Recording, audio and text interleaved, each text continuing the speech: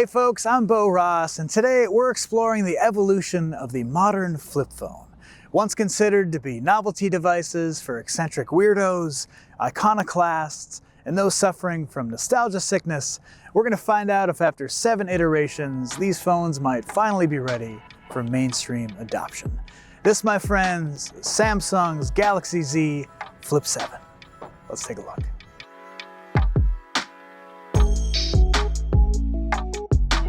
It's hard to believe that we're 7 generations into Samsung's folding screen phones.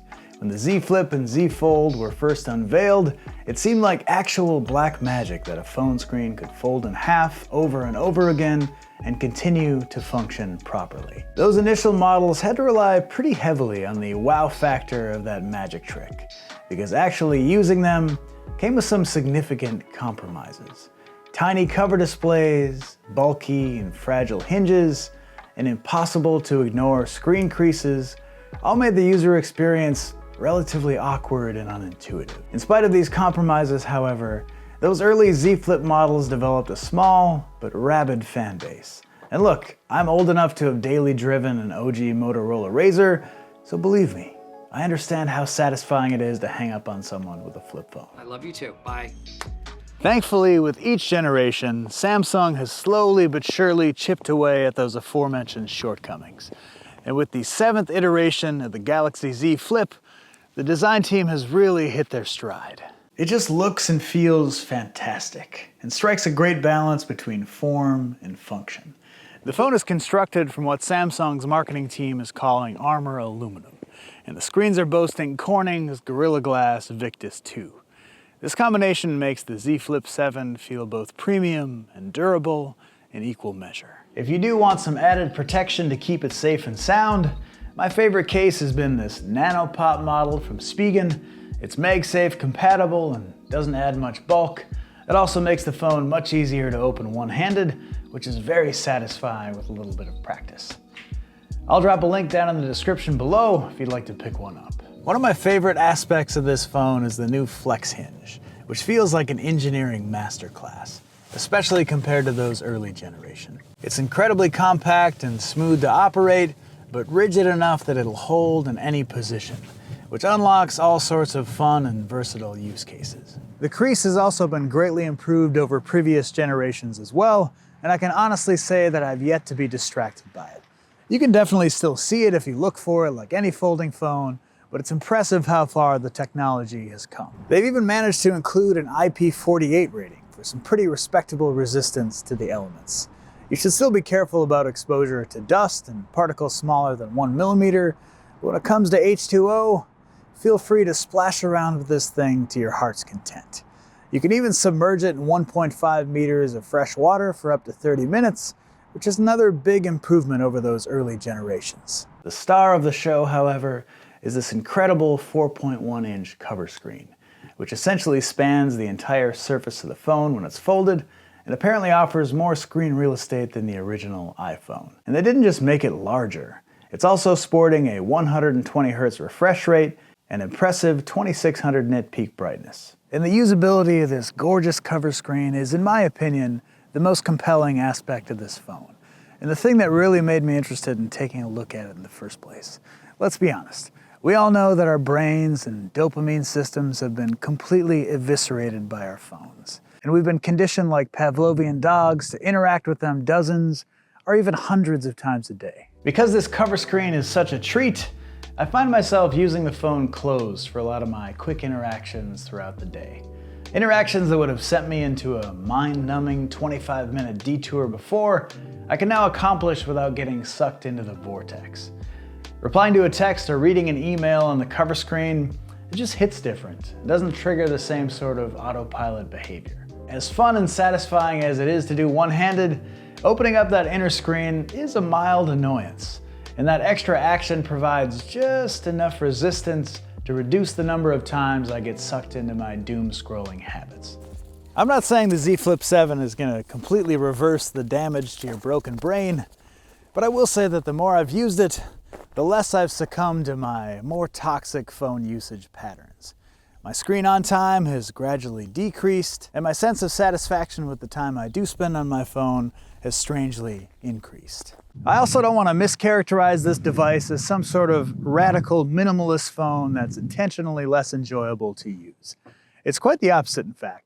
And when you unfold the Z Flip 7, it finally feels like a proper flagship smartphone experience.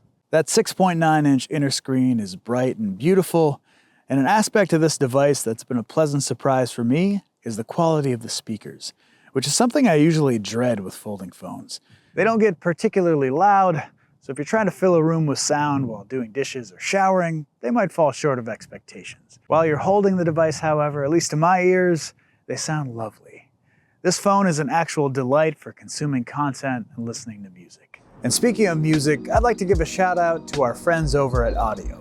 All of the tracks from today's episode came from their magical music library, and it just makes the content creation process exponentially more fun to have a bottomless bounty of great songs at your disposal.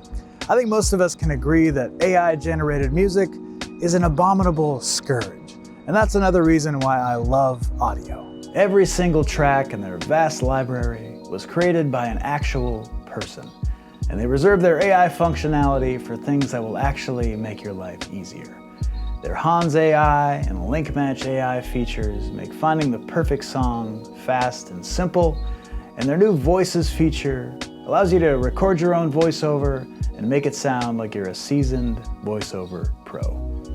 Is it a little unsettling the first time you use it? Sure it is. Is it also insanely cool and useful? You better believe it. If you'd like to take advantage of all of Audiio's wonderful features and help out the channel, feel free to use the links and promo codes in the description below for some truly insane discounts on an Audiio Pro or Pro Plus subscription.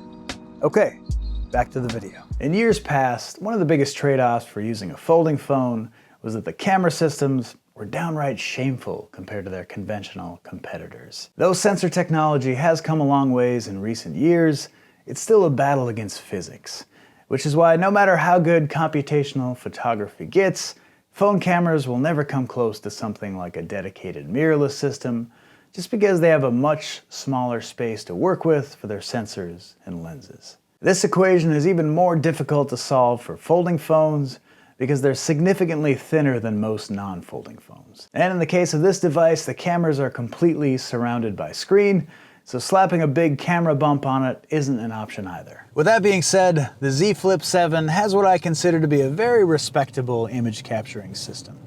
Unlike its big brother, the Z Fold 7, it unfortunately didn't get any camera hardware updates this year, so we're still working with the 50 megapixel main camera and 12 megapixel ultra wide from the Z Flip 6. Personally, I would have rather seen a proper telephoto camera instead of that ultra wide, but at least that wide-angle main shooter has enough resolution to get some decent crop shots. The front-facing camera is pretty paltry, but as we'll see in a moment, there's basically no reason to ever use it. I've been happy with the pictures and videos I've captured with the Z Flip 7, at least in favorable lighting situations, and it finally feels consistently reliable. Consistency has been my biggest complaint when using folding phone cameras over the years. The image quality seems to oscillate wildly between surprisingly good and unforgivable garbage. Though these cameras still lag behind the ones you'll find in something like an S25 or S26 Ultra, this phone is arguably more fun to shoot with and is afforded some interesting advantages by its unique form factor. My favorite is having a built-in tripod for any situation. You can also use the cover screen preview mode to take some very high quality selfies. The side-mounted fingerprint reader has been fast and accurate for me, but because it needs to clear that hinge, the higher position did take a little time for my brain to adjust to. Battery life is definitely something I was concerned about after hearing that it was housing a pretty pedestrian 4,300 milliamp hours of juice. With two bright, beautiful displays to power and a capacity that's nothing to write home about, you probably won't be surprised to learn that a battery champ, this phone is not. I actually haven't had any issues getting through a full day, but I think that's partially due to finding it less addicting than other phones. If you're spending a lot of time gaming or consuming media on this device, you're probably going to be topping it off at some point throughout the day. Unfortunately, Samsung continues to be pretty stubborn about their charging speeds, so we're relegated to 25 watt wired and 15-watt wireless charging. Another somewhat disappointing aspect of this phone is that Samsung opted to go with their homegrown Exynos 2500 over the Snapdragon 8 Elite that's found in the S25 Ultra and Z Fold 7. This chip is a solid performer, and I wouldn't say it's objectively worse than the Snapdragon across the board, but considering the Z Flip 7 launched at $1,100 here in the US, it would have been nice to see the latest and greatest SoC on board. I haven't had any performance issues in day-to-day tasks, but I do have my doubts that it'll age as gracefully as its Snapdragon-toting siblings. In a world where 90% of everyone you know just buys the latest iPhone, the Z Flip 7 offers a truly unique experience for those who've grown tired of the same old boring slab phones. You're still paying a premium for a device that doesn't have class-leading cameras or battery life, but if you're ready for something new, or like me, you're trying to take back some of the precious time you're hemorrhaging on your phone every day, the Z Flip 7 finally feels like a proper flagship smartphone. It's a phone I've thoroughly enjoyed using and can easily recommend. Thanks for watching. We'll see you next time.